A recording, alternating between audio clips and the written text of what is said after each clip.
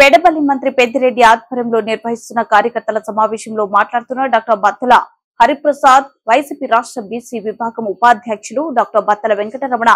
రేపు నెల జరిగే 13వ తేదీన ఫ్యాన్ గుర్తుకు ఓటు వేసి ఎమ్మెల్యే అభ్యర్థి మక్బూల్ ని అత్యధిక మెజార్టీతో గెలిపించి జగనన్నకు కానుకగా ఇవ్వాలి అని కోరడమైనది.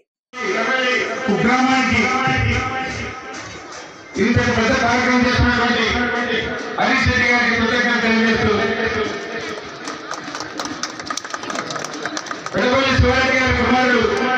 రమేష్ రెడ్డి గారికి స్వర్గస్థులు రమేష్ రెడ్డి గారికి శ్రద్ధాంజలి ఘటిస్తూ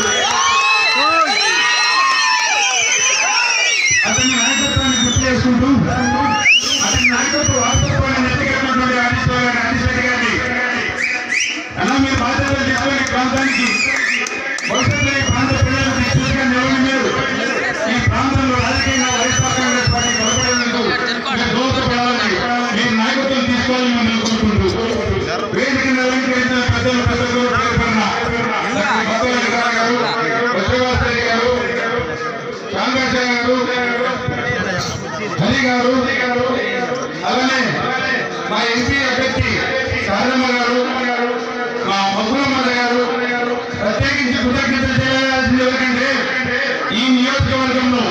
ప్రతి నాయకుడి పేరు గుర్తుపెట్టుకొని ప్రతి ఒక్కరితో ఆయన అనుసంధానం అయిపోతూ ప్రతి ఒక్కరిని కలుపుతూ